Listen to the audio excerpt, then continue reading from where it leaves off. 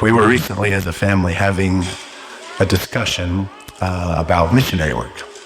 One of my daughters was at school. She was talking with her friends about President Nelson's recent call for young men to serve missions. And the friends there at the lunch table were debating, do young men have to go, or is it a choice? Now, young men, I hope you'll think about this carefully, because there's an important doctrine here. Do you have a choice whether to serve a mission? I'm going to tell you why you don't. Now, that might rub you the wrong way, because we're so big into liberty and agency, and we do believe we're a free, democratic kind of people, right? But here's why you don't have the choice anymore. It's because when you were baptized, you signed on to the Lord's plan, which is giving up free agency and accepting moral agency. The difference being that we give up thinking that we know for ourselves what is best in our lives, and we trust the Lord to give us the direction that is best for us in our lives. And so, young men, if that sounds like foreign doctrine to you, I hope you'll reconsider the importance of that baptismal and sacramental covenant, where every week we come to church and we say, I'm giving up what I think is best, and I trust the Lord to guide and direct me in my life, and His will becomes paramount. The Mormon Church has a system that has been meticulously designed to rip apart natural, organic human connections so they can insert themselves into the middle of families, literally replacing human relationships in families with the church. It's called the missionary program. And my family was torn apart by this program in 2017. So I'd like to share that story with you. And this is not the first time that the Mormon Church has destroyed my life by alienating my loved ones against me. So today I'm going to spill all the tea on my experience with Mormon missions. If you're new here, my name is Jenny Gage. This is Life Take Two, where I share my escape from the Mormon organization and how I've rebuilt a really happy, peaceful life on the other side. Prepare yourselves. There may be some tears today. I don't know if I can share these experiences without being emotional, so grab a Kleenex and wish me luck. If you're not already, please subscribe. And for those of you who are interacting here in my comment section, thank you so much. It is absolutely my favorite thing that I do on my channel is hearing feedback from you, your successes, your frustrations, your stories, your journeys. It is everything to me, and it also helps me grow my channel. But number one, it helps other people who are reading through the comments see what other humans here on planet Earth are going through. So thank you for sharing. Wherever you are in the world, you've probably seen Mormon missionaries somewhere. The elders are in their little white shirts and ties with their little name tags, and you'll see them riding their bikes across like Siberia, Africa, Tonga. They are absolutely everywhere. Of course, the sisters are dressed in a little like very modest pioneer clothes. Very cutesy, very demure, very let me come in and tell you about my gospel so that you can join my church and pay 10% tithing for life and be part of the Lord's army growing this massive worldwide institution. And of course, churches for all of time have been sending emissaries out to proselyte their belief systems. And this isn't something that's uniquely different from mainstream Christianity. I converted from Mormonism to Christianity for 4.5 years after my Mormon faith crisis. And in the churches that I attended, there were always mission trips. They would send the youth down to Mexico to build houses and man a little church down by the ocean. Kevin's church has a global outreach program, which sends Bibles to Africa and things like that. And they also help with refugees here in our local city, caring for some of their basic needs, teaching them skills that they need in America, but also shining the light of Jesus into their lives, obviously in the hopes that they'll find their Savior and live in heaven for all of eternity. So missionary work is not new to Mormons. They don't hold the patent on the idea. But the way they do it is very different than most mainstream Christians. And I don't think that a lot of people realize how nefarious and controlling it truly is. To start with, as with almost anything else in Mormonism, it's not a volunteer thing. You don't have the thing up on the big screen on Sundays that says, hey, if you'd like to go on a mission and you feel like convicted that this is what Jesus wants you to do, then come sign up at the booth after church. Mormon prophets have taught from the very beginning that if you are born into the Mormon gospel, you must serve a mission. It's a commandment for men. Priesthood holders supposedly made a commitment to God in the very beginning, before they were even born, in the Mormon past life called the pre-existence, that it was kind of like this barter exchange thing. If I'm going to be sent to a Mormon family, then I am taking an oath with Heavenly Father in the spirit world that I will serve that 2-year mission for the church. I absolutely 100% completely took that literally. If you'd like to do kind of a fun little dive into this concept, then check out the movie Saturday's Warriors. I've watched this dozens of times, starting, I don't know, like in middle school. It really gives you like the feel of Mormonism in regards to that pre-existent state and the oaths and covenants made there. And also some of the curses that will come upon you. And there is a little missionary who, like, he doesn't want to be a missionary. And then he realizes in the pre-existence, I promised God that this is what I was going to do. Here's a little snippet. Play me something with a little Idaho soul. Idaho soul. Right. We are not the ordinary, extraordinary, wicked, righteous, Harry Carey, in a humble way.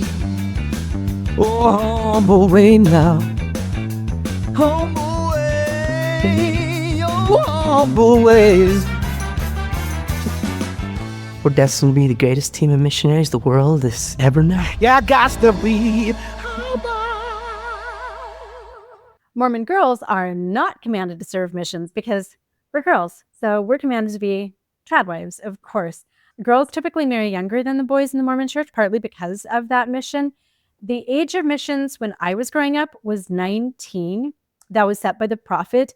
And then when my kids were in high school, Thomas S. Monson, who was the prophet at the time, came out with this new revelation that the Lord had told him to lower the missionary age to 18. Now, I don't believe in God. I kind of think that Thomas Monson just looked at the data and showed we're losing a lot of our Mormon boys in that gap year from the time that they graduate from high school and then they go off to college and like sleep with their girlfriends or realize like freedom feels great. I don't want to be trapped. So let's get them right after high school before they have that time to reconsider everything. When I was growing up, the age for females was 21, so 19-year-old elders, 21-year-old sisters. And that kind of served as a buffer for kids falling in love with each other because the boys were still like these little squirts. And a 21-year-old female, she may have already graduated from BYU and not gotten her Mrs. degree. So she goes out on her mission as a much older woman. You would have 23-year-old sisters that were just leaving their missions with 19-year-old elders coming in. So that kind of created this little buffer. In my lifetime, the elders have always served 2-year missions and the sisters have always served 18-month missions. Right off the bat, those of you who have Christian churches that have missionary programs will probably notice a big difference in the time commitment of your church versus the Mormon church. Maybe a 2-week or 3-month-long mission trip that people do maybe once or twice in a lifetime or repeatedly if you have the time and money, of course, to a 1.5 to 2-year time commitment. That's a big difference. But the difference between Mormon missions and everybody else doesn't stop there. Before I get into this next little segment, I do need to give a disclaimer that the Mormon church, under excruciating pressure from ex-Mormons like myself and the whole entire world finally having eyes on this indoctrination program, have made some recent changes that didn't exist. Things like being able to email your family every day, being able to use a cell phone and FaceTime your family back home. Those are very, very new. So I'm not going to be addressing those. Most of the underlying problems within the Mormon missionary system still exist today with just a few modifications. So the missionary program is designed to take a young man or woman away from their family, send them somewhere that is assigned. You don't choose, you don't volunteer. The church picks exactly where you're going and then puts you there where you're focused just on the work. You're given a completely new identity. You're no longer Jenny, you're elder or sister Smith, Johnson, Young, whatever your name is. And you're even given new clothing. You wear that missionary uniform 24/7, except, I guess, 24/6. You get a few hours on P day, your preparation day, when you can actually put on a modest, normal outfit and go play basketball, do your laundry, help somebody with yard work. This program is structured in such a way that your mom and dad are no longer your mom and dad. The mission president and his wife become really your substitute parents. And then, of course, the prophet and the Lord, they are now your closest connection. Missionaries are told that, yes, they can communicate with their parents, but the communication is supposed to be just around spiritual things. What work they're doing, what their favorite scripture is, maybe an inspiring hymn that they've listened to, so that they're detaching from just the normal interactions that they would have had with their family outside of the mission. There are no vacations. You don't come home from your mission unless you've had surgery or some other emergency and have to come home, but they avoid that at all costs. Typically, if you leave on that mission, you're expected to be out on that mission for the entire duration. The mission begins with a stay in the Missionary Training Center. This used to just be in Provo, Utah, near BYU. Now there are a couple of different centers across the world, and your duration of stay depends on whether you're going with your native language or if you're going foreign language. Native language speakers, you'll sometimes be in the Mission Training Center for 2 to 3 weeks. With foreign missions, your time in the MTC just depends on how long it takes you to learn that language. So Spanish speaking was a little bit shorter than like Russian or Mandarin Chinese. I'll do a separate video on the MTC itself because it deserves its own spotlight. What I can say of it is that it is a sunup to sundown indoctrination, learning the gospel, learning the Book of Mormon, memorizing scriptures, and learning how to then have mind control over other people so that they can go out as this missionary force into the world and bring people to the Mormon gospel. What I'll say in this video is that sunup to sundown, deeply controlled, absolutely isolated time in the MTC is when we started to see our son stop being our son. After the MTC, the missionaries go out into the world where they live in pairs. These are called missionary companionships. The idea is for them never to be alone so that they're always watching one another. And they typically just live in apartments that are accessible to wherever they're preaching the gospel. Again, this is all assigned. So I live in Tucson, Arizona in an apartment complex that has a couple of missionary sets in it, missionary companionships. These guys wake up at 6:30 in the morning. They don't go to bed until like 10:30 at night. I'm not sure the exact bedtime now. They don't even have couches. They only have little desks and a table to eat at because they're not supposed to sit around and just enjoy themselves. Also, they can't watch TV. They can't listen to music. They can never be alone. They can't just set their schedule according to what they want to do. For 1.5 years for sisters or 2 years for the elders, every breathing, waking moment that you're alive is structured by Mormon Incorporated. The tradition in the Mormon Church has been for families not to talk on the phone to their children while they're on their missions at all. My son, we got to speak on the phone with him on Mother's Day and Christmas, and then his second year on Mother's Day and Christmas. And one or two times that there were a couple of emergencies, I'll get to that in just a minute, but it was very much controlled. The first time I ever felt the impact of this family severance program was when I was a young adolescent, and my mom's youngest brother, who is my uncle that I was living in his home here for a couple of years after my divorce, he went on a mission. Prior to that, we saw him all the time. Like, he was just the ray of sunshine in our family. He was always riding his longboard, just enjoying life as a teenage boy. And then one day he took a missionary call. And all of a sudden I saw pictures of him in a suit and tie with his little missionary name badge. And he was sent off to somewhere across the world for 2 years. And that was like a hole in my heart as a young girl that my uncle was just gone. He was a picture on a wall of a young boy in a shirt and tie.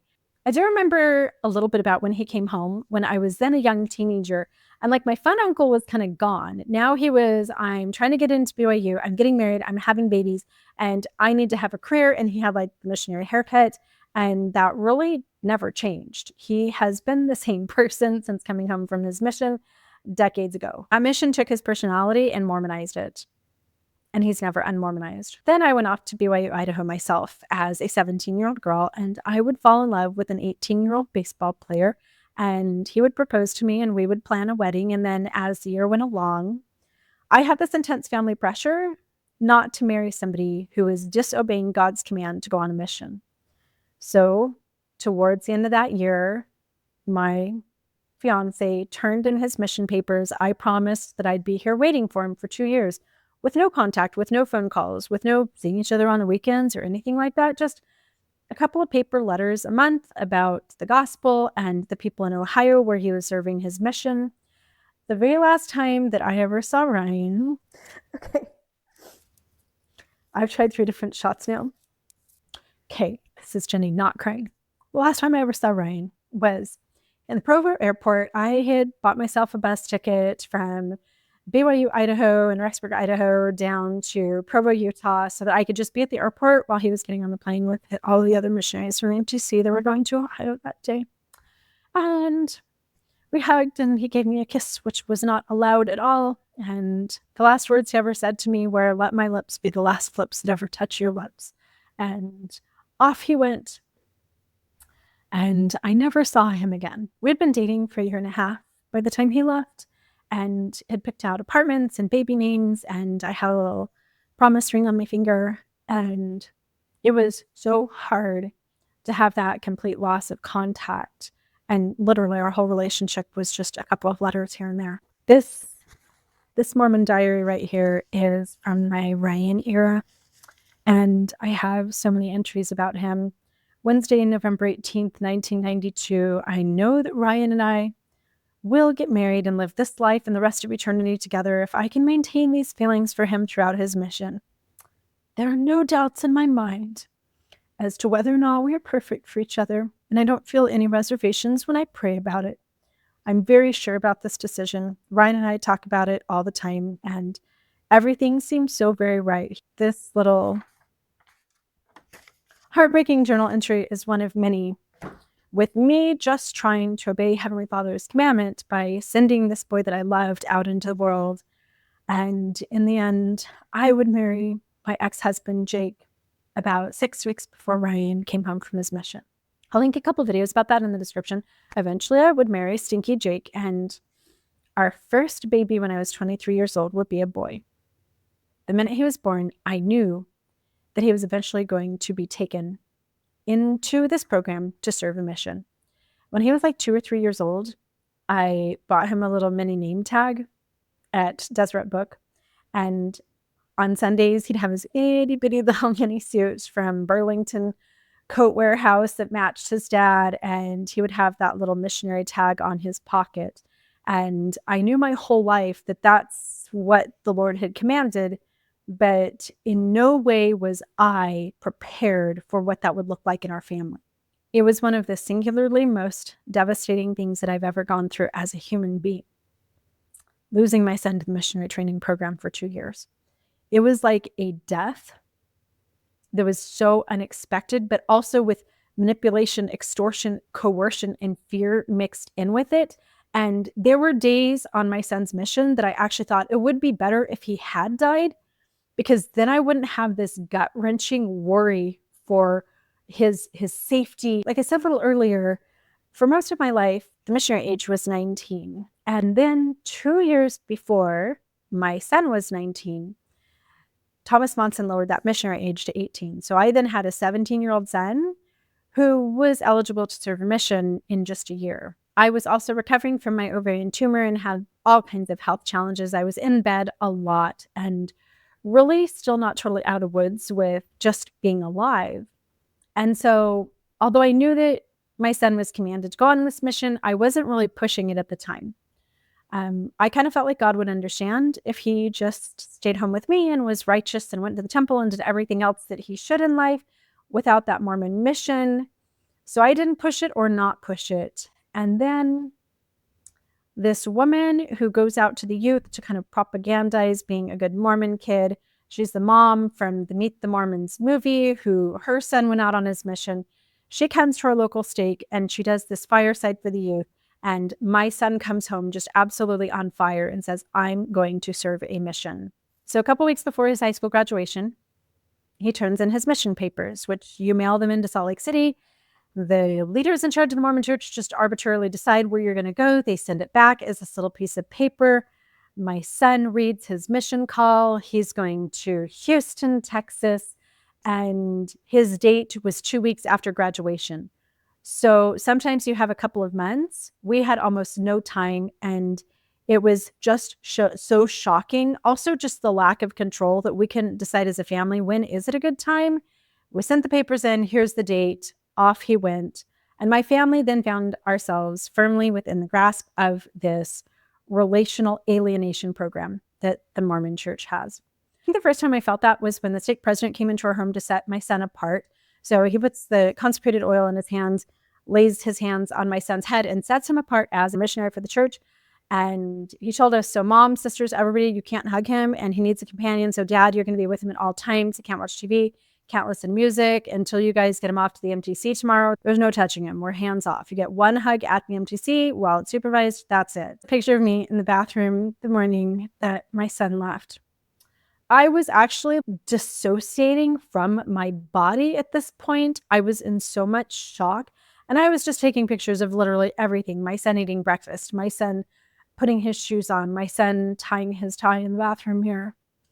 And already I was just grieving the fact that he was not going to be accessible to our family for 2 solid years. A son who had really never been away from home for longer than like a week or 2 at scout camp. And again, very different than like just going off to college. I've had kids go to college. They come home on the weekends. They come home for holidays. My daughter was going to college while living in the bedroom right down the hallway. And I wasn't the only one who was in shock. My whole entire family, like as the other kids woke up that morning, they all just looked like somebody had died. So we get all of my son's stuff in the car and we drive him down to the missionary training program. It was, I don't know, an hour and a half away from our house. And back in the old days, they used to do like this chapel service and you'd sit there by your missionary and then you'd say goodbye. We didn't have that at all. We pulled up in a line in front of the MTC. 2 missionaries walked up to our car. They helped him get his suitcase out. And then they said, you have 1 minute to hug and say goodbye. So I hug my son. All of the kids are hugging him. These missionaries say, it's time to go and we need you to pull forward. And I was like, whoa. I'm actually not ready yet. Hold on just a minute. There's people out there whistling. There's people out there like directing traffic. And they're like, that's it. Say your goodbyes. And he grabs his suitcase and they usher him across the crosswalk and we can see him walking down the sidewalk. And as we get in the car, my whole family is just in absolute shock. His younger sisters and brother are literally just sobbing their eyes out. And I couldn't feel my hands or feet. It all just felt so very wrong. The control, the lack of connection. And for the first time in a long time, I didn't have a way to contact my son. They told us, you'll get an email tomorrow. We're going to give him some time to settle in and just, get his feet underneath him alone, away from your family. So the next day we got an email just telling us a little bit about the food in the cafeteria, what his schedule was going to be, what his mission companion's name was, and a picture of him with his companion. It was so unpersonal. And we could email him back, but he wasn't allowed to read that email for like the next week until P Day. So for the first time in our lives, we went an entire week without contact with my son. Tell you as a Utah mom at that time, how hard it was knowing that he was like an hour and a half away and not just driving an hour and a half south and giving him a hug, which every cell in my body was telling me that I wanted to do, which is a natural human instinct to want to have access to your 18-year-old son. And yet the Mormon Church told me that I couldn't. And that little bit of him being just so close within like arm's reach was really hard during that 3 weeks that he was there. And then he flew off to Texas. They told our family not to be there because so many families were coming to the airport and it was turning into like such a big emotional scene for the missionaries that they just said, he's going to fly out. And that's just too bad. So the next day he flies off to Texas. And for the first time in my life, I can't just text my son and make sure that my little 18-year-old who doesn't travel much has gotten there safely, that he has everything that he needs, and he's had enough to eat, and that he's feeling okay about everything. I had no way to contact him. And the next day we got an email from the mission president.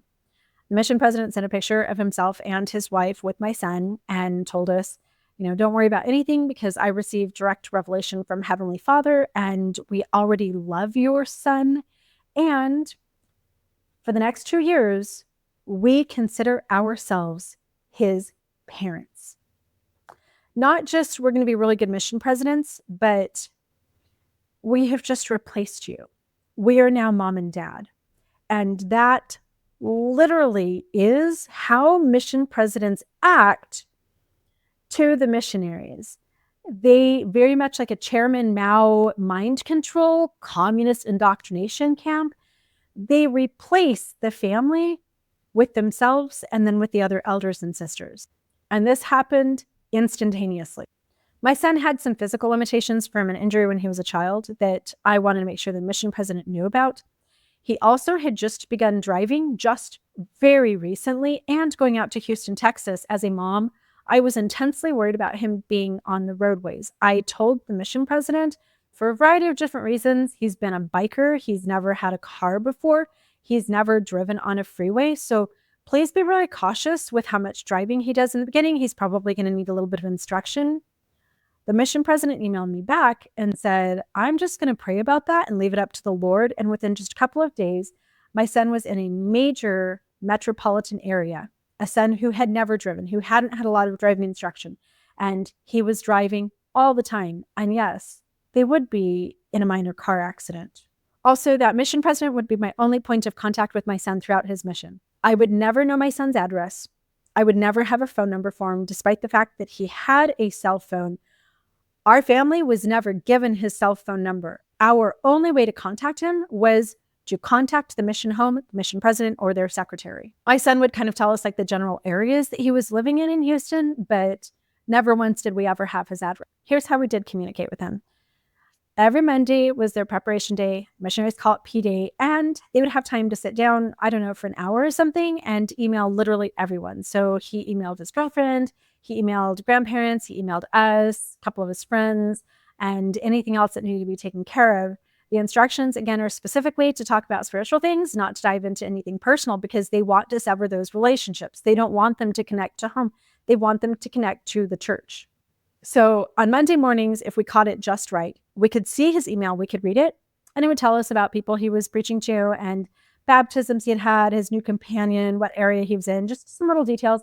And then these big, long things about the scriptures, and he would always sign it, Jesus loves you, Satan hates your face, with his signature.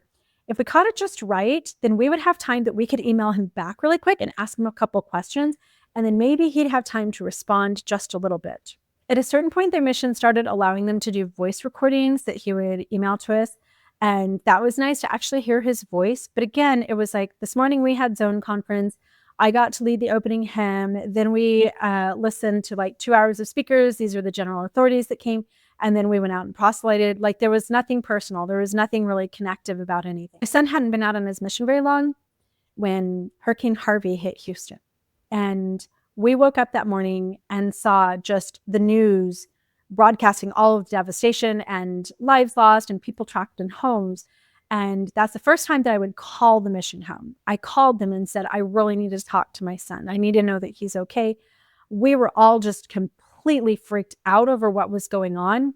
And the mission office wouldn't let me speak to him. They sent me an email later just saying, the Lord is in charge and we have all missionaries accounted for. No lives have been lost. I believe that my son was trapped in an upstairs apartment with flooding below for a couple days. I'm not completely sure where he was during that time, but never once during Hurricane Harvey were we ever allowed to speak to our son, to just hear his voice, to see his face over a FaceTime call and see what was going on around him. Never. We were never allowed. They said we're going to have the regular Monday emails just like normal. I had an 18-year-old son who had never been away from home before, who was in a hurricane in Texas.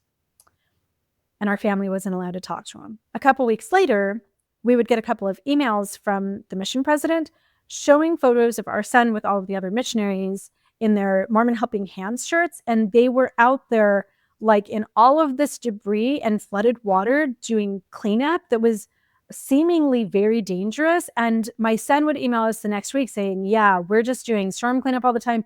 And it is kind of dangerous. Like we are being exposed to, you know, some really gross water and some debris underneath the water. They had like waders and stuff on, But as a mom, like, I would not want my 18-year-old son to be in that situation.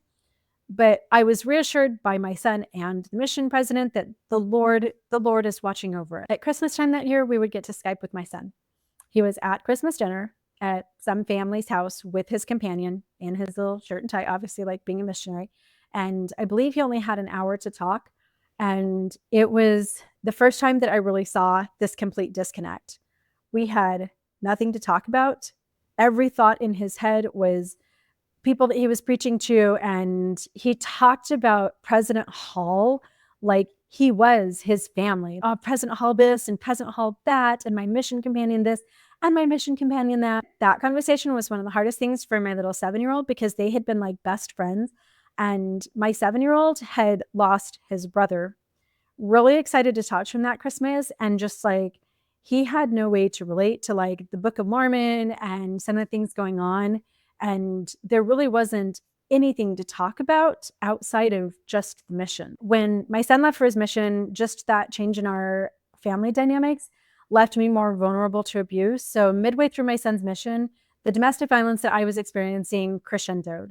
And at the same time, I found out that my husband had had this double life throughout our whole marriage with dozens and dozens of affairs, some illegal activity, drugs, and all kinds of different things. And I was considering what to do with my life, where to move, what to do, whether or not I should just divorce him.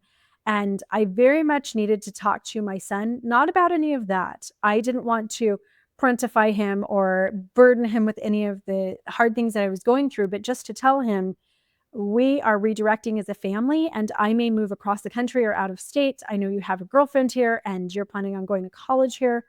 What do you want me to do? What should we as a family choose to do for all of us? Because he was going to come home in like less than a year. And that was really important. So I called the mission home and said, I need to talk to my son. I just need like an hour conversation. We're having a big family powwow. I have some decisions to make. And they refused to let me talk to him. They would not ever let me talk to him. They said, if you want to send him a couple of details in an email, and it's like, and then a week later, I'm going to get an email back. And we really just needed to brainstorm. We needed to converse as a family and make some decisions. I was never allowed to talk to him. 2 months before my son came home, he would turn 20 on his mission. Again, he's my oldest son. This is a huge deal for me. Also, I was going through a lot of things. By this time, me and my husband were separated. I was dealing with all the adultery, dealing with depression and anxiety and things like that. And I very much wanted to celebrate my son's birthday with him. So I called the mission home and asked if I could talk to him on his birthday. Nope, absolutely not. You can talk to him on Mother's Day. You can talk to him on Christmas. And that is it. So I tried to track down his address and phone number through members of the ward that I knew that he was living in. I found like the ward website and started like logging in and like calling a couple people. And I finally ended up with somebody who lived in his ward that texted me. And I said, for my son's birthday, I want to do something special for him because they don't celebrate. They don't do anything for their birthdays. By the way, the mission president forbade me to do this. He said, you absolutely cannot do this. You are forbidden. I am the mom. And he was, by this point, a 20-year-old. So both adults, these people shouldn't have had any control over us whatsoever. But he forbade me. He said, you may not do this. It is against the mission rules. You cannot do it. But you guys, I'm a mom. My son loves Pizza Hut. You only turn 20 once. I just wanted to make it a special day for him. And that day I was actually going in the hospital for testing. I had a bunch of radiology, CT scans and things like that, just to make sure that I was okay following my health catastrophes. I had this ward member just orchestrate him being home at like noon. Like this ward member was like, hey, elders, I need to come over. I'm going to bring you something from 12 to 1. They get a lunch break anyway. So if you guys can just be at your home, but actually she was coordinating with me that I was going to order Pizza Hut. She was going to pick it up. I had some balloons at some balloon store and she was going to drop this all off and she was going to handwrite a card that I had emailed her to handwrite for me so that she could say happy birthday to my son from me and his brother and sisters. And it was so difficult to orchestrate. So as she had the pizza and was dropping off at his house, the missionaries aren't there. And she calls my son and his companion. And the ward members were allowed to talk to them on the phone, but parents were not. Huge red flag that you're in a cult. And they said, oh, President Hall said that we're not supposed to come home for lunch today. Sorry, we can't do it, but you can drop the stuff off later. And the lady's like, honey, your mom has spent all this time orchestrating. Like, she had to look up the nearest Pizza Hut, call, order your favorite pizza custom made just to time it just right. We've done all this stuff. I have the balloons.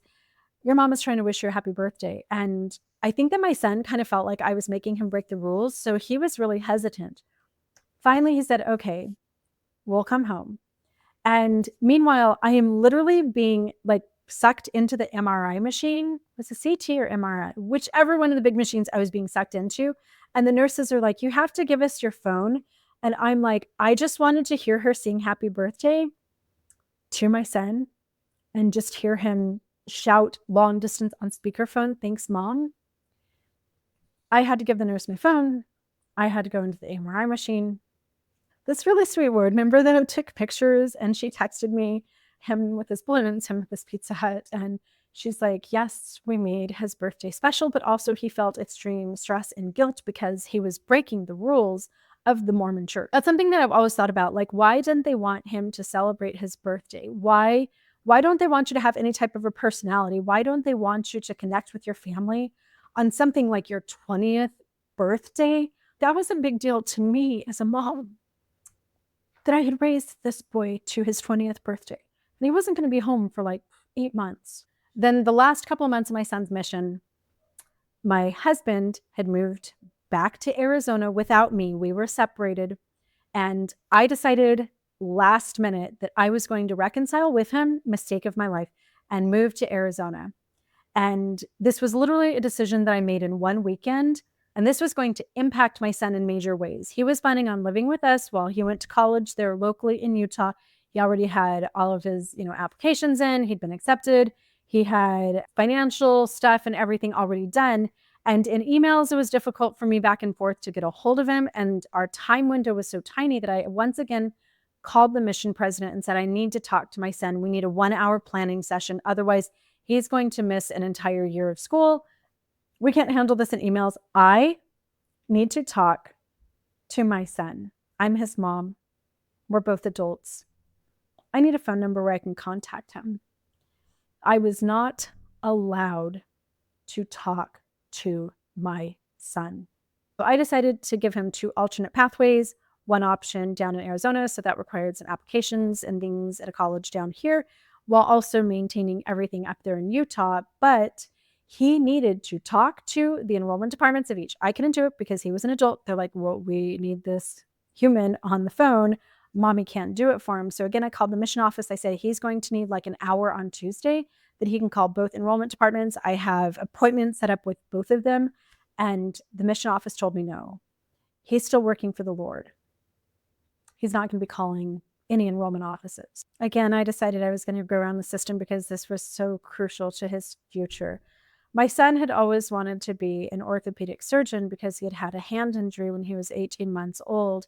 He had gotten amazing grades all throughout his career. He'd just taken 2 years off, and it was really crucial for him to get back in and get going on things if that's what he was going to do.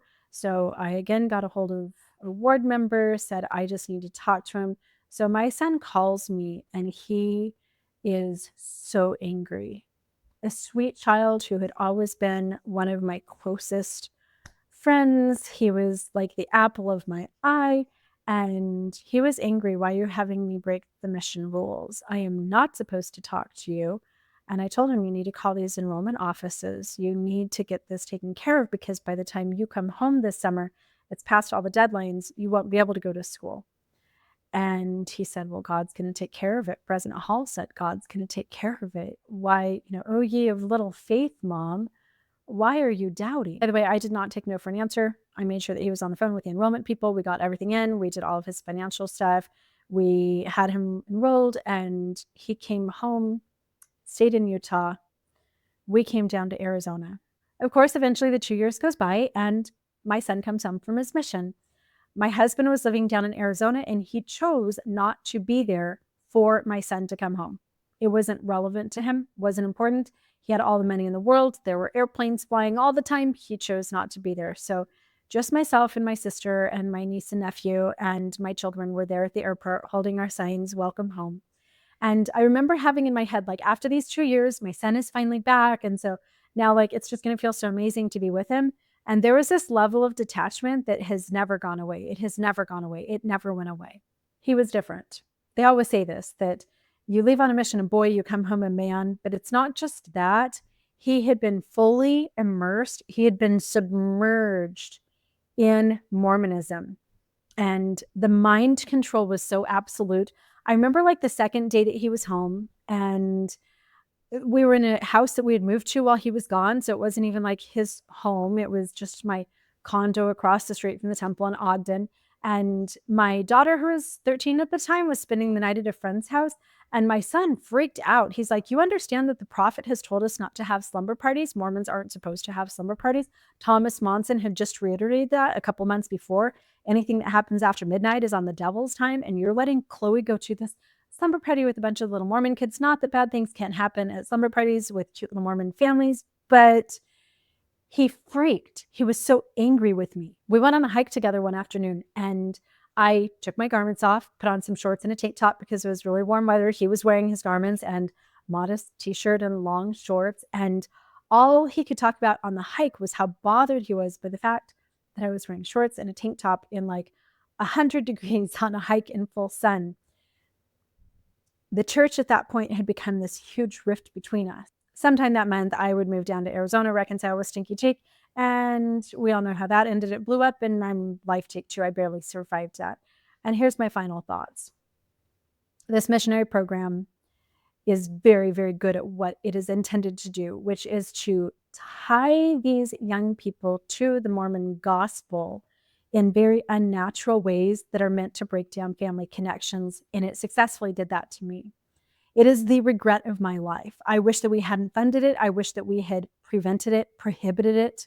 With every cell in my body, I regret not being in proximity to my son so I could see him turn from a puppy into a big dog. Those years from 18 to 20 are such a big deal. And there is absolutely no reason for the Mormon Church to keep these young adults from their families except cult indoctrination. It is the only purpose.